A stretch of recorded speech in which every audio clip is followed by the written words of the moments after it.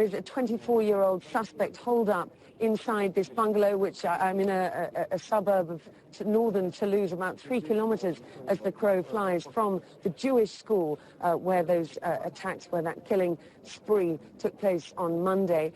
We believe it's a 24-year-old suspect who is holed up inside the house.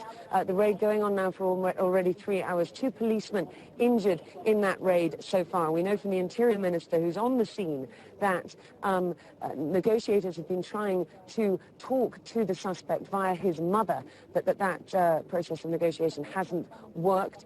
We also believe that the suspect's brother is involved in all of this, hearing reports that he has also been arrested, although that's slightly unclear at the moment as whether he's in the house, whether he's been arrested. There have been shots fired over the course of the morning, but obviously this is a huge lead for the police after a massive manhunt that has been ongoing now for 10 days after these 3 attacks, all linked first on 3 soldiers of minority origin, and then on Monday on that attack at the Jewish school, Rosemary.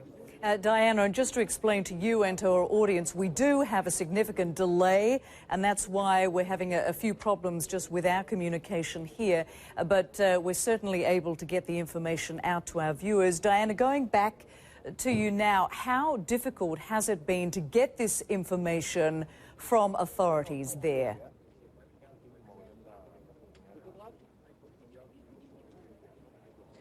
Well, very difficult, because this operation is obviously live and the police have so many people calling, but we are getting snippets of information. We know that this 24-year-old suspect is supposedly associated with a jihadist group called Forzan Aliza Knights of Glory. Now, they were banned by the French Interior Minister in January for supposedly trying to recruit militants for jihad. We know that this 24-year-old suspect has spent considerable time in Pakistan and in Afghanistan, that he is a French of Algerian origin.